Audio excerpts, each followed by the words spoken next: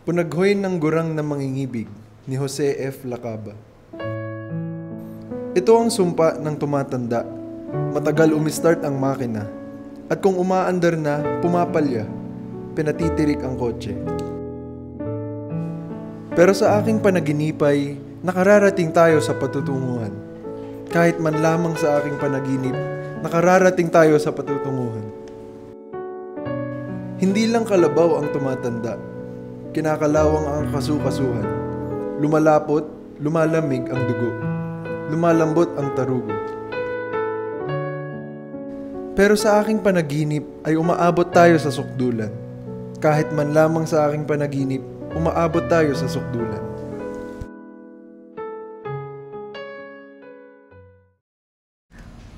Pumapalya, irregular, pinatitirik, pinatigil bigla, kasukasuhan kung saan nakikita ang dalawang buto, tarugo, ari ng lalaki.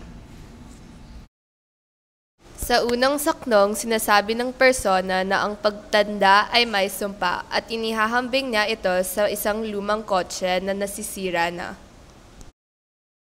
Sa ikalawa at ikaapat na saknong, sinasabi ng persona na sa panaginip lang niya naaabot nila ng kairog niya ang kanilang gusto. Sa ikatlong saknong, ang pagsabi ng hindi lang kalabaw ang tumatanda ay nagbibigay diin sa paghina ng kahit anong bagay, lalo na ang mga tao habang tumatagal ang panahon. Sira. Paggising ko sa umaga, ang unang tumatambad sa may muta pang mata ay isang naninilaw, nababakbak na bahagi ng kisame. Isang mapa na maliit na isla, lumalawak tuwing umuulan, tuwing lumulusot ang tubig sa butas-butas na bubungang kinakain ng kalawang. Sa banyo, pundido ang bumbilya. Matagal nang hindi nagagamitang dutya at may mga pingas ang plastik na timba at tabo. Barado ng buhok, bulbol, burak, sari-saring basura ang lagusang pagpunta sa Poso Negro. Naglalawa ang tubig sa sahig tuwing may maliligo. At tuwing may tatay ay maraming naiiwang tuldok at kuwit na lulutang-lutang sa inidoro. Ayaw matunaw, ayaw maglaho, kahit sa sundan mo ang flush ng buhos. Ayaw sumindi ng kalang degas sa kusina. Ayaw bumukas ng Venetian blinds na humaharang sa liwanag mula sa bintana. Ayaw tumugtog ng CD player. Ayaw umandar ng computer at ng printer. Ayaw bumukas ng isang bintana ng kotse. Sa hindi ko malamang dahilan, sabay-sabay na nasisira ang mga bagay-bagay sa loob at labas ng bahay. Pati na ang pag-ibig, nagkakalamat ang pakiramdam at tumatagas ang pagdaramdam. Bumabara ang pagdaramdam sa mga kinakalawang na lagusan ng damdamin. Walang pumapasok na araw o hangin sa mga lagusan ng damdamin. Pati ang pag-ibig ay lumuluwag, lumulundo, nalalagot, nawawakwak. Kailangang kumpinihin, kailangang ayusin sa malaot madali, sa tuwi-tuwi na, araw-araw at gabi-gabi kung kinakailangan. Pwera na lang kung ito'y pundidong bumbilya.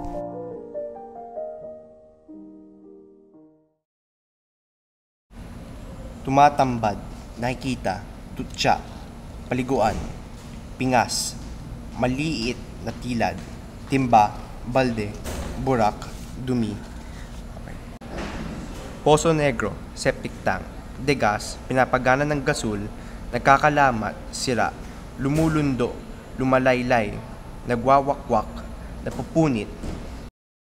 Kumpunihin, ayusin, malaot, balang araw, tuwi-tuwi na, pana-panahon, puwera, maliban. Sa unang saklong, pinapag-usapan ng persona ang nakikita niya sa umaga pagkagising niya. Mapapansin ang masirat na sisirang bagay na kahit nakikita niya araw-araw ay hindi niya pinapaayos. Pinapag-usapan naman dito ng persona ang kanyang marumit, magulong banyo.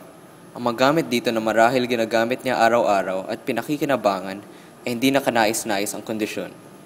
Tulad ng kanyang pag-ibig, hindi na maganda ang tingin niya sa mga ito. Hindi maintindihan ng persona kung bakit sabay-sabay nasisira ang mga gamit niya. At pati na rin ang buhay niya sa labas ng bahay na marahil tumutukoy sa kanyang buhay pag-ibig. Tulad ng mga gamit na kailangan panatilihin, ang pag-ibig ay kailangan ayusin paminsan-minsan para tumagal. Ngunit kung ang pag-ibig ay naging tulad ng isang pundidong bombilya na di na maaring maayos, ito ay dapat tinatapon na o hindi na inaayos. Tagullaylay ni Pablo Napurnada. Kanina, hindi ko namalayan ang pag-alis mo.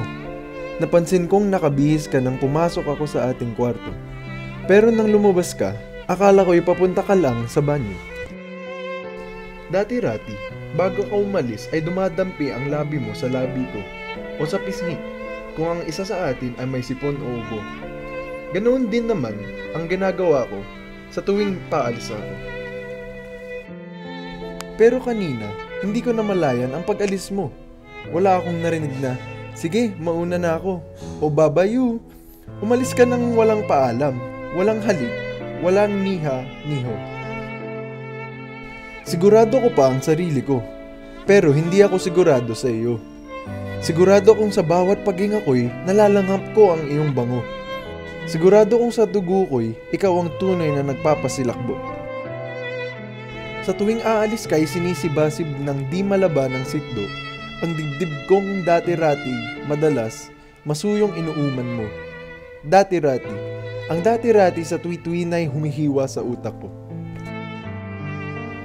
Hindi na ako nakasisiguro kung ako pa rin ang iyong gusto. Pero kung sakaling ang hinuhay tama o ang hinalay totoo, sana'y makuha mo pang magkunwari na mahal mo pa ako.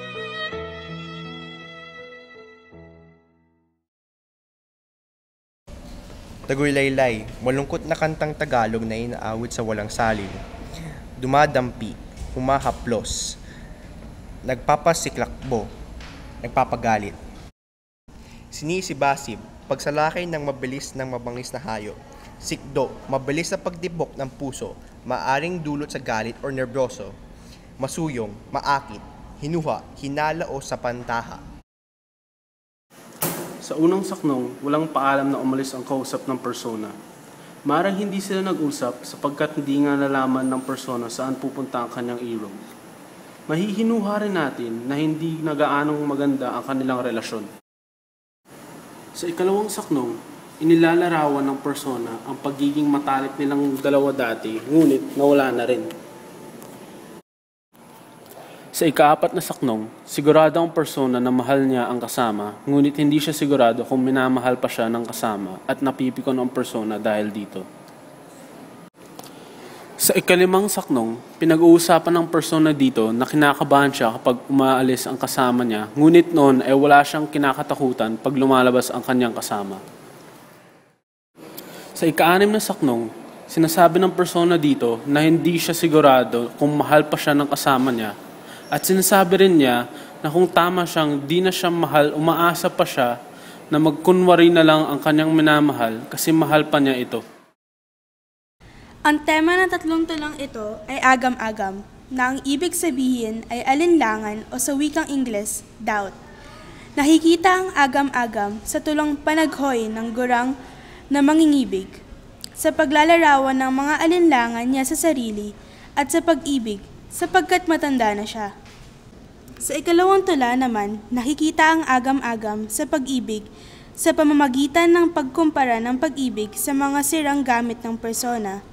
Sa huling tula, nakikita ulit ang agam-agam sa pagdududa ng persona sa kanyang pinamahal dahil hindi na sila nagmamahal tulad ng dati.